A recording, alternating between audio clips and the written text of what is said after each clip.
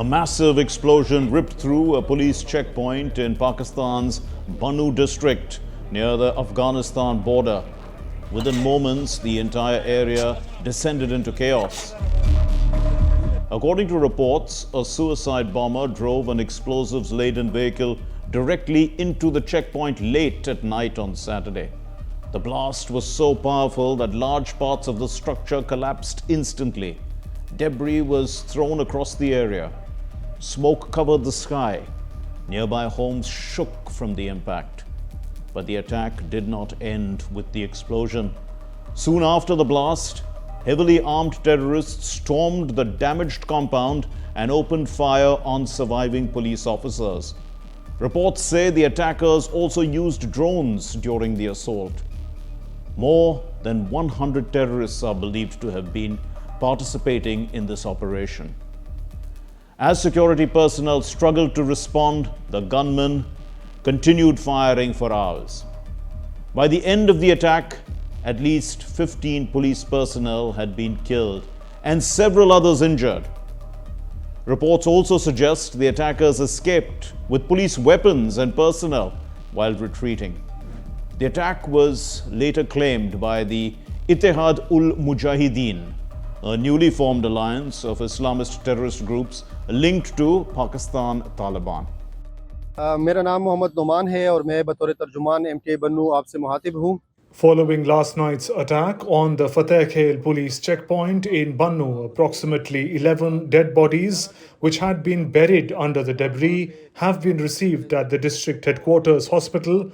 In addition, 5 injured individuals have also been brought to the district hospital, where they were immediately provided with medical treatment in the emergency department. Emergency में तिब्बी इमदाद जो है वो फराहम की जा चुकी है. For people living nearby, the night felt like a war zone. My house is 2 furlongs away from this post. When the explosion happened, the doors of 2 rooms in my house fell down. Then smoke started rising and shooting also started. I couldn't go outside the gate of the house. The children started crying in the house. The attack has once again pushed Pakistan-Afghanistan tensions dangerously higher. Islamabad has long accused the Afghan Taliban of giving shelter to Tehreek-e-Taliban Pakistan or TTP terrorists, who continue to launch attacks inside Pakistan from bases across the border.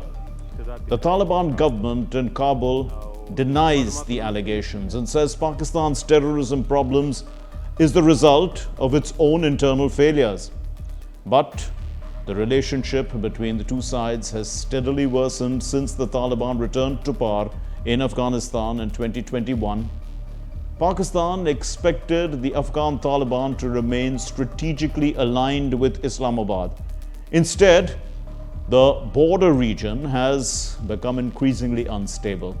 Cross-border firing, military clashes, and accusations of harboring terrorists have become common. Pakistan has even carried out airstrikes inside Afghanistan, targeting what it describes as terrorist hideouts. However, many Afghan civilians were killed in these strikes.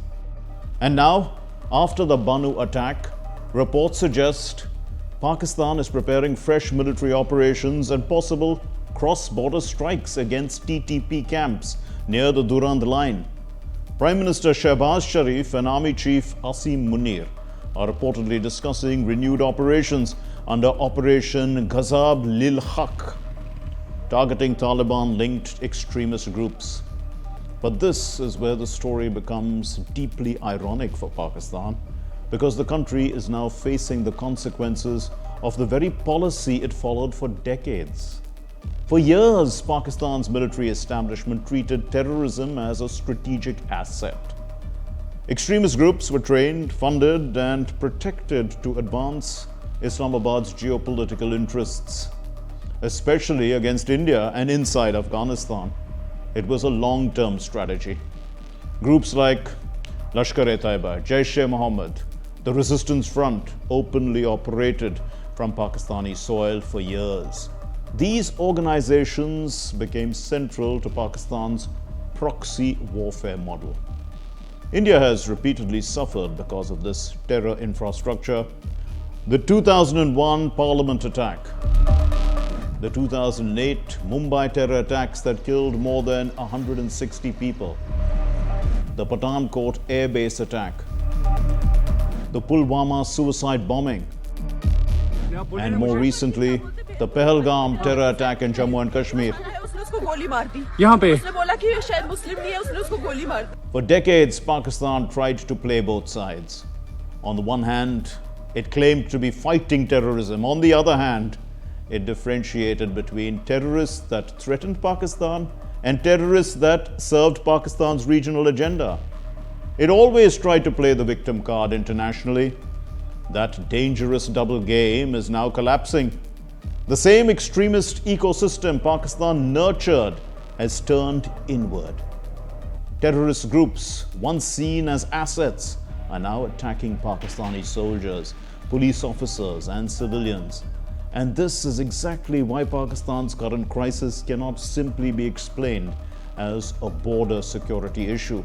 The roots of the violence go much deeper. Pakistan spent decades creating networks of radicalism across the region. It encouraged terrorism when it suited its interests. But once these networks expanded beyond control, they inevitably began threatening Pakistan itself. Today, the country is trapped in the blowback from its own policies. At the same time, Pakistan continues facing unrest in Balochistan, where allegations of repression, enforced disappearances, and military crackdowns have fueled anger against the state. Islamabad's response has largely relied on force instead of political reconciliation. This adds another layer of instability inside the country. So the attack in Bannu is not just another terror incident. It is a reminder of a much bigger reality.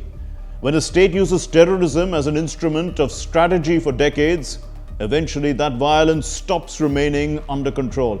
And now Pakistan itself is living with the consequences. That's all in this edition of Connecting the Dots. We'll see you in the next episode with more raging issues. Until then, it's goodbye from all of us in the Delhi newsroom. This is Mark Lynn signing off. Take care and stay safe.